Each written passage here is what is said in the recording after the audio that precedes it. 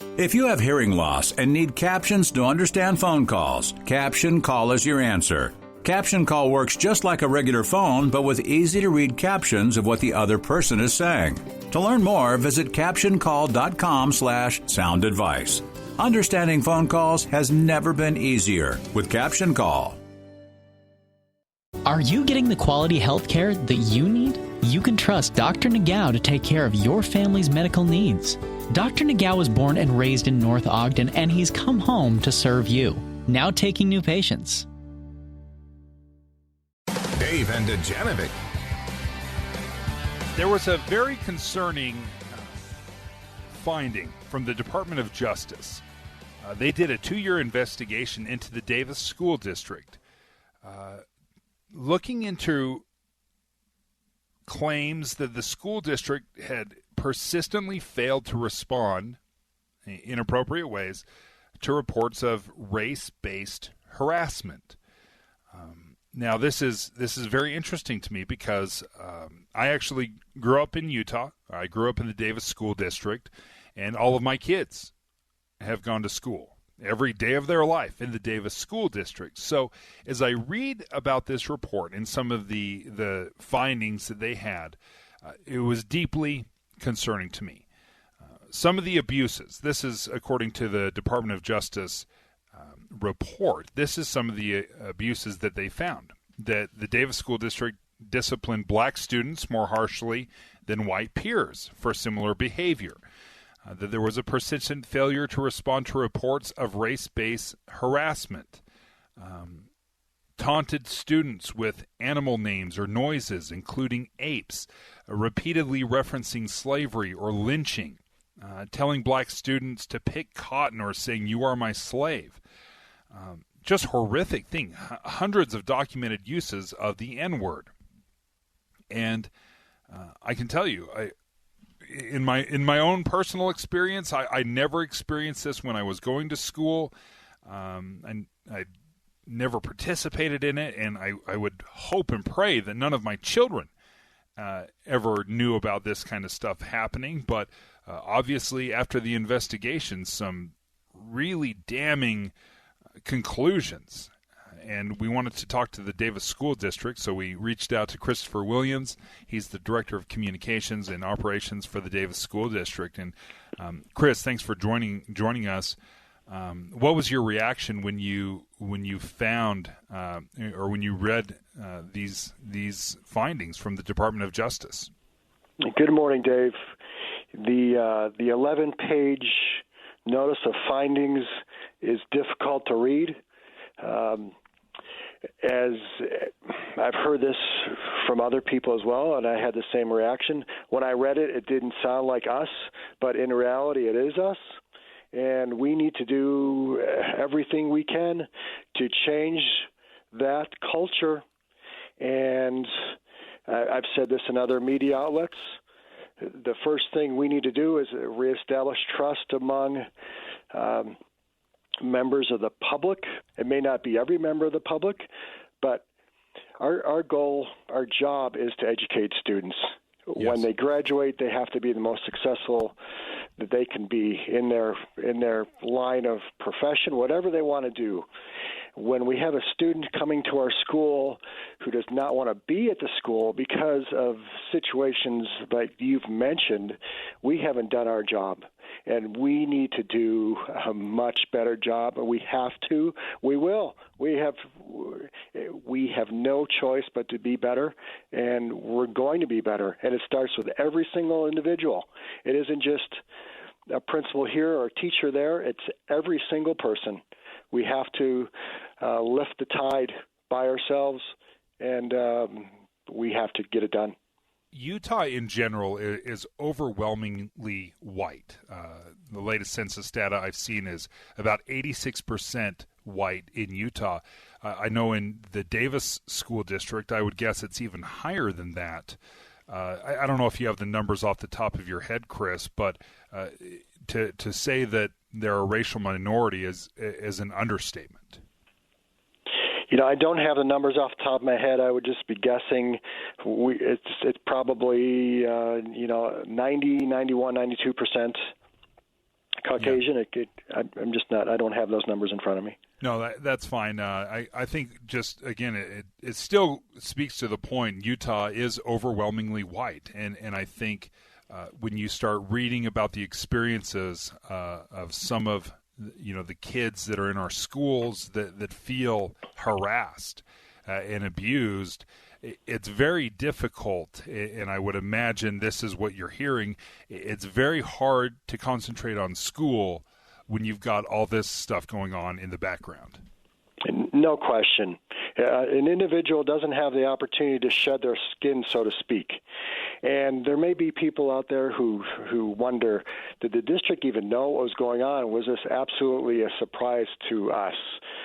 The findings were the result of hundreds of hours of interviews with students, parents, school administrators, district administrators. There were things that we knew. There were incidents in which we investigated and took action.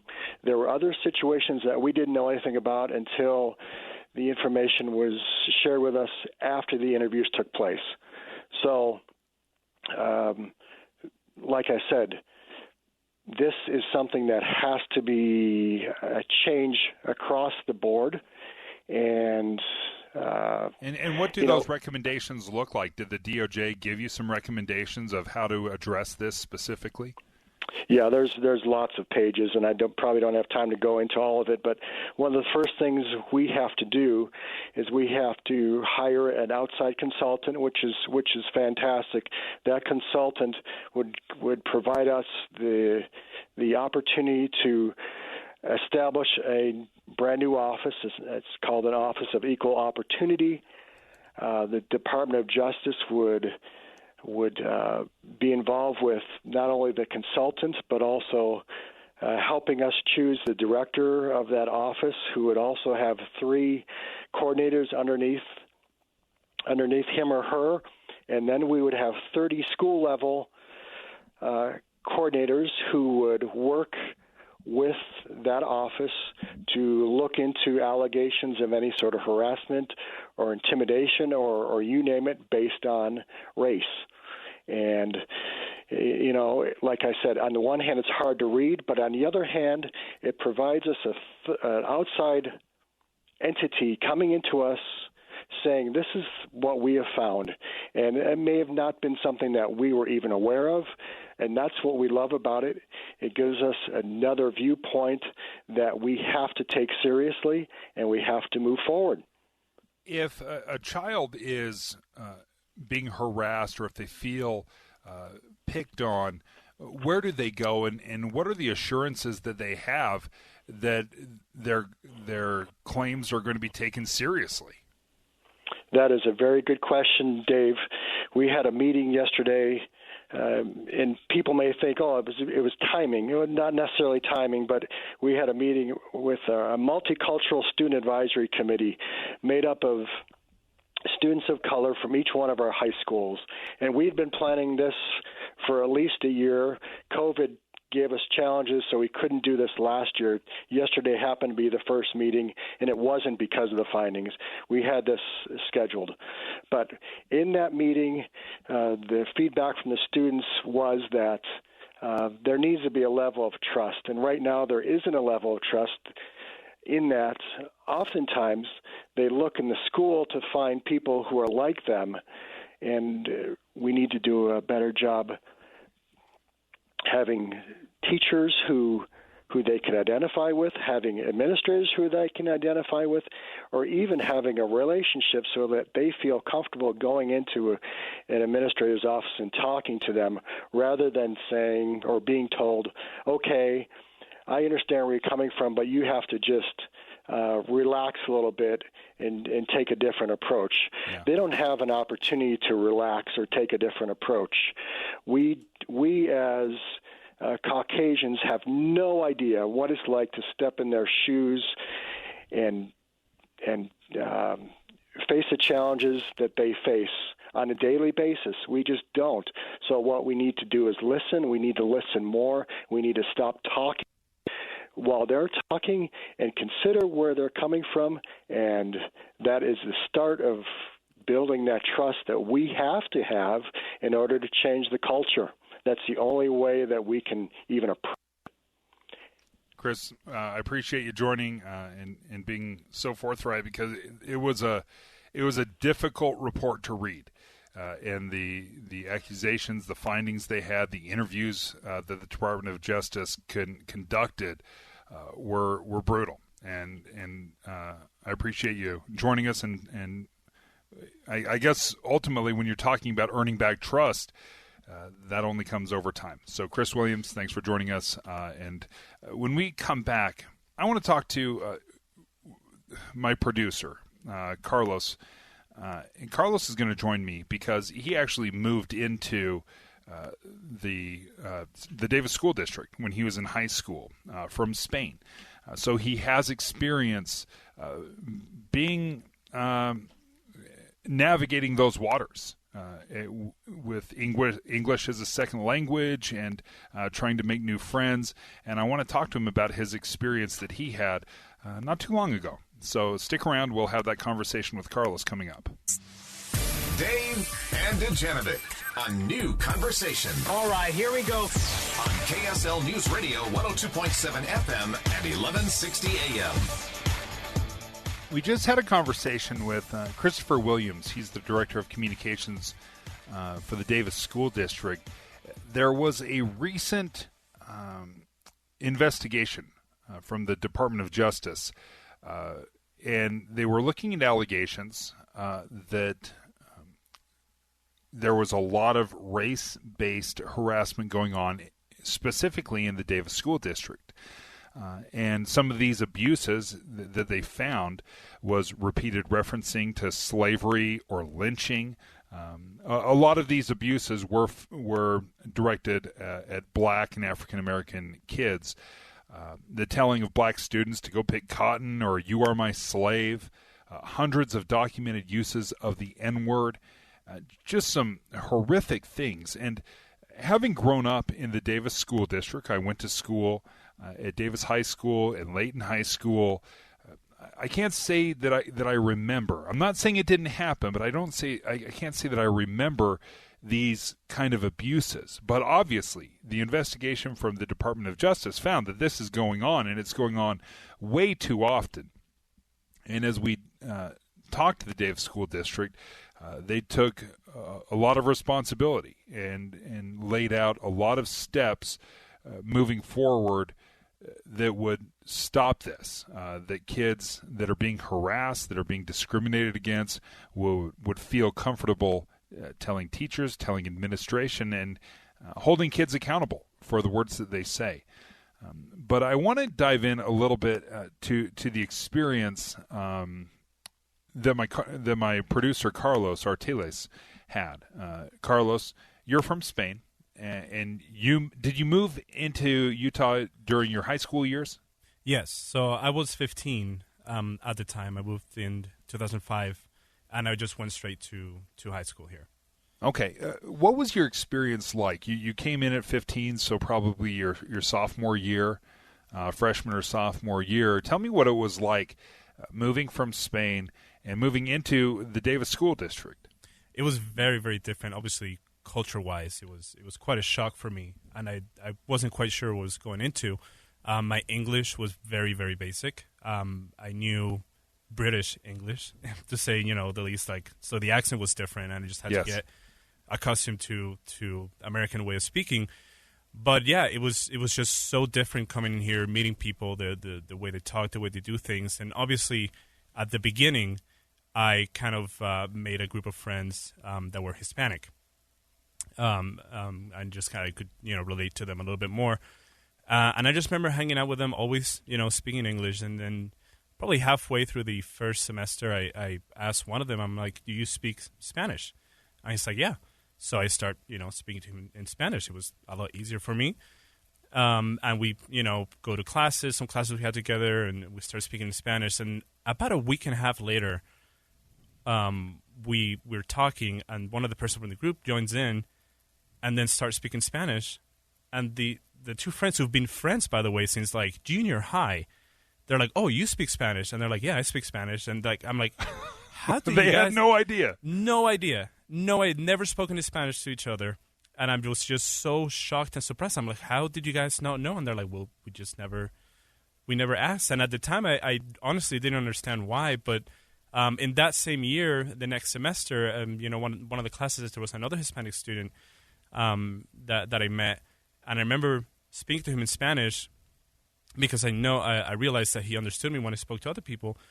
And he just refused to speak to me in Spanish. And I asked why. You should be, there's pride in this. Like, another language. We could talk about other people in front of them, trying to like convince him. Yeah. But it was just, he felt ashamed in a way.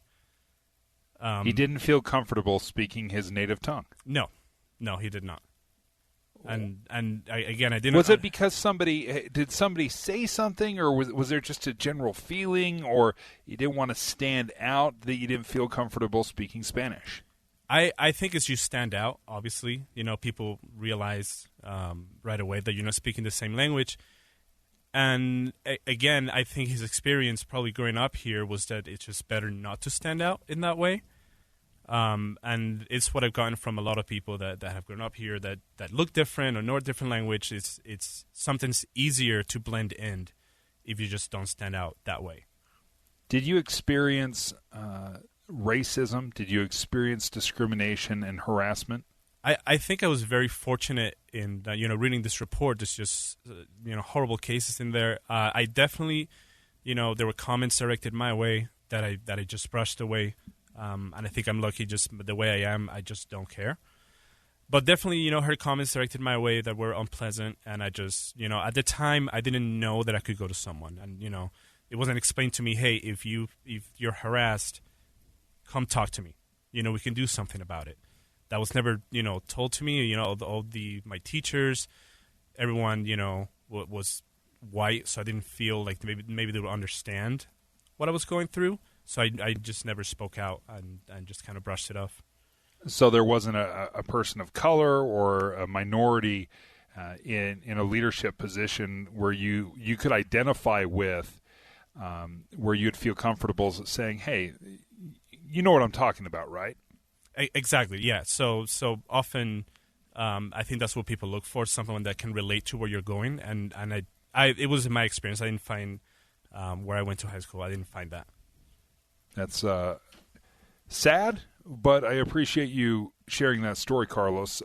It's a conversation that I most definitely am going to have with my children. All four of them are in the Davis School District, and I want to know, are they noticing this? Are they saying this? Are they inadvertently allowing it to happen in the sense that even though they're not saying something, by not saying something, if they hear it, you're kind of complicit in it, and it's a conversation I most definitely will have.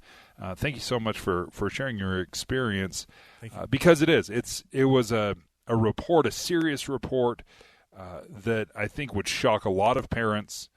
The children obviously either don't know what's happening, they don't realize the impact of these words, or if we're going to assign more malicious intent, they know what's happening. And they don't realize the grave consequences. So, again, Chris Williams from the Davis School District, thank you for joining us last segment. And Carlos, thank you so much for sharing your story just barely.